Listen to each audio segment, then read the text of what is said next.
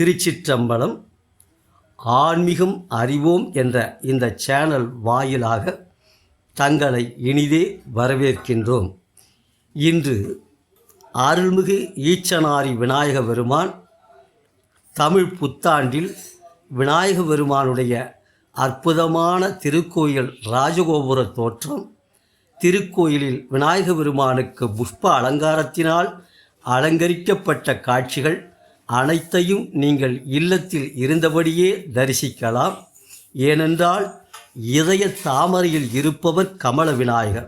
பிரம்மாவின் மகள்கள் சித்தி புத்தி அவர்களை திருமணம் செய்து கொண்டு மகாவிஷ்ணுவையே மாப்பிள்ளை தோழனாக பெற்றார்.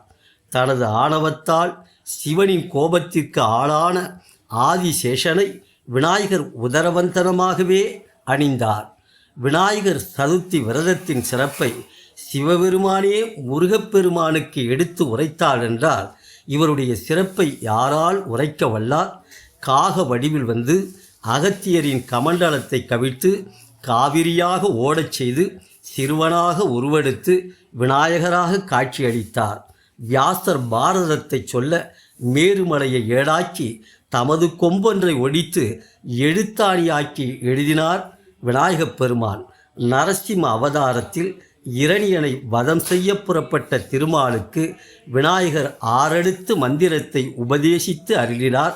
அப்பேற்பட்ட விநாயக பெருமான் தமிழ் புத்தாண்டிலே சித்திரை 1 ஆனந்த முகமலர்ச்சியோடு சிறப்பாக உலக மக்களெல்லாம் தன்னை தரிசிப்பதற்காக அவர் ஆனந்த மகிழ்ச்சியோடு காட்சி தருகின்ற காட்சியை நாமெல்லாம் கண்ணார கண்டுகளிக்க வேண்டும். ஏனென்றால் வியாசர் பாரதத்தை எழுதுகின்ற பொழுது இந்த பாரதத்தை யார் எழுதுவார்கள் என்று எல்லோரையும் கேட்கின்ற பொழுது எல்லோரும் தேவர்களிலிருந்து அனைவருமே எங்களால் முடியாது, நீங்கள் விநாயக பெருமானிடத்திலே சென்று வழிபாடு செய்யுங்கள், விநாயக பெருமான் ஒருவர்தான் நீங்கள் பாரதம் சொல்லுவதை அவரால் தான் எழுத முடியும் என்று கூறினார்கள். ஆகவே வியாசர் விநாயக பெருமானுக்கு முறைப்படி கணபதி ஹோமம் செய்து ஆகம முறைப்படி விநாயக பெருமானை எழுந்தருளச் செய்தார். விநாயக பெருமான் எழுந்தருளி வியாச முனிவரே தாங்களுக்கு என்ன வேண்டும் என்று கேட்டபோது, ஐயா நான் பாரதம் எழுதப் போகிறேன், இந்த பாரதத்தை நான் சொல்ல சொல்ல நீங்கள் எழுத வேண்டும் என்று கேட்டார். அதற்கு விநாயக பெருமான் சொன்னார், நான் உலகமெல்லாம் வியாபித்திருக்கிறேன், எந்த நேரத்தில் எப்பொழுது என் பக்தன் கூப்பிடுவான் என்று தெரியாது, ஆகவே நான் கூப்பிடுகின்ற நேரத்திலே அங்கு சென்று காட்சி தர வேண்டும், ஆகவே நான் எழுதுகின்ற வேகத்திற்கு உன்னால் சொல்ல முடியுமா என்று கேட்டார். வியாசர் பெருமான் சொல்ல முடியும் என்றார். மீண்டும் விநாயக பெருமான் கேட்டார், ஏற்கனவே மனதில் பதிவு செய்ததை சொல்லப் போகிறாயா அல்லது புதிதாக பாடப்போகிறாயா என்று கேட்டார். ஏனென்றால் மெதுவாக மனதில் உள்ளதை சொல்வதென்றால் வேகமாக சொல்லலாம், புதிதாக பாடுவதென்றால் புதிதாக எழுதுகின்ற பொழுதோ சொல்லுகின்ற பொழுதோ நீங்கள் மெதுவாக சொல்லுகின்ற காரணத்தினால் எனக்கு தாமதமாகலாம், ஆகையினாலே நீங்கள் வேகமாக சொல்லுங்கள் அப்படி என்று சொல்ல பொழுது விநாயக பெருமானிடத்தில் வியாசர் சொன்னார், ஐயா நான் பாரதத்தை சொல்லுகின்ற பொழுது நீங்கள் ஒவ்வொரு வரியும் உணர்ந்து எழுத வேண்டும், மனதிலே சிந்தனை கொண்டு நீங்கள் எழுத வேண்டும் என்று கேட்டுக்கொண்டார். அப்பொழுது விநாயக பெருமான் வியாசர் பாரதத்தை சொல்லுகின்ற பொழுது ஒவ்வொரு வரியும் சிந்தனை செய்து அவர் எழுத ஆரம்பித்தார். அப்படி எழுதிய நூல்தான் வியாசர் பாரதத்தை சொல்ல மேருமலையை ஏடாக்கி தமது கொம்பொன்றை ஒடித்து எழுத்தாணியாக்கி எழுதினார்.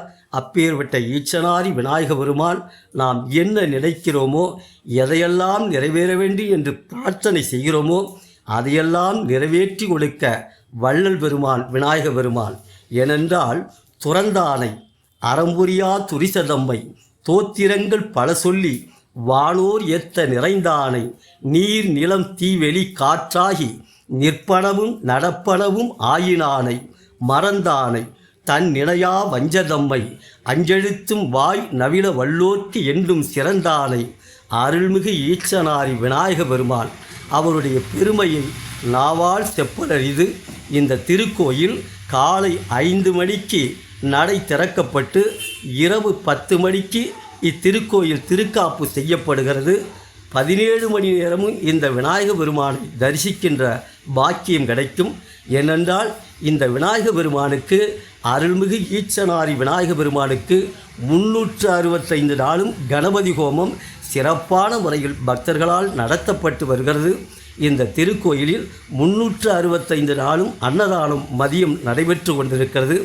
எப்பொழுதுமே கூட்டம் நிறைந்திருக்கக்கூடிய இந்த அருள்மிகு ஈச்சனாரி விநாயக பெருமானை சித்திரை 1 தமிழ் புத்தாண்டிலே நீங்களெல்லாம் கண்களால் பார்ப்பதற்கு என்ன புண்ணியம் செய்தீர்களோ, ஆகவே அப்பேற்பட்ட அருள்மிகு ஈச்சனாரி விநாயக பெருமான் உரித்தானை மதவேழம் தன்னை மின்னார் ஒளிமுடி எம்பெரும் ஆனை உமையோர் பாகம் தரித்தானை தரியனதம் புறமெய்தானை தன்னடைந்தார் தம்பினை நோய் பாவமெல்லாம் அரித்தானை ஆளதன் கீழிருந்து நால்வர்க்கு அறம் பொருள் வீடு இன்பம் ஆரங்க வேதம் தெரித்தானை அருள்மிகு ஈச்சனாரி விநாயக பெருமானை நாம் வணங்குவதற்கு என்ன புண்ணியம் செய்தோமோ, அழியானை அன்னிக்கும் ஆண்பால் தன்னை வான்பயிரை அப்பயிரின் வாட்டம் தீர்க்கும் துளியானை அயன் மாலும் தேடி காணா சுடரானை துரிசர தொண்டுபட்டார்க்கு எளியானை யாவர்க்கும்